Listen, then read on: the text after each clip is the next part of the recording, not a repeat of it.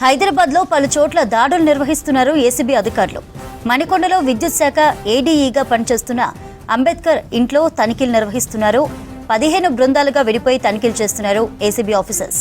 మణికొండ, నార్సింగి, ఇబ్రహీంబాద్ 3 డివిజన్లకు ఏడీఈ అంబేద్కర్ ఇన్ఛార్జిగా పనిచేస్తున్నారు. పెద్ద ఎత్తున అక్రమాస్తులు కూడబెట్టినట్టు ఆరోపణలు రావడంతో తనిఖీలు నిర్వహిస్తుంది ఏసీబీ. ఏడీఈ అంబేద్కర్ నివాసంతో పాటు బంధువుల ఇళ్లలోనూ సోదాలు జరుగుతున్నాయి. వివరాలు అందించడానికి అనిల్ లైవ్ లో ఉన్నారు. అనిల్, ఏసీబీ రైడ్స్ కి సంబంధించిన డీటెయిల్స్ ఏంటి?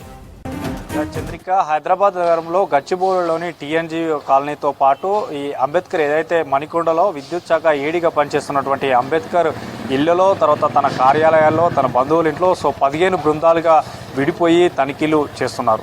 ప్రజెంట్ మనం గచ్చిబౌలిలోని టీఎన్జీఓ కాలనీలో ఉన్నటువంటి ఒక అపార్ట్మెంట్ వద్ద ఉన్నాము. ఇందులో కూడా ఇది తన అంబేద్కర్ యొక్క ఆఫీస్కు సంబంధించినటువంటి ఆఫీస్గా తెలుస్తుంది. 5వ ఫ్లోర్లో ఏసీబీ అధికారులు గత 3 గంటలుగా కూడా సోదాలు నిర్వహిస్తున్నారు. అయితే మణికొండ, నార్సింగు, ఇబ్రహీంబాద్ డివిజన్లో ఏడీగా ప్రస్తుతం ఈ అంబేద్కర్ అనేటువంటి వ్యక్తి వర్క్ చేస్తున్నాడు. అయితే ముఖ్యంగా అక్రమాస్తులకు సంబంధించి, తర్వాత ఈ అక్రమాస్తులకు సంబంధించితో పాటు అగ్రికల్చర్, ప్లాట్స్, భవనాల కొనుగోలుకు సంబంధించినటువంటి డాక్యుమెంట్స్ అన్నింటిని కూడా క్షుణ్ణంగా ఎస్బీ అధికారులు పరిశీలిస్తున్నారు.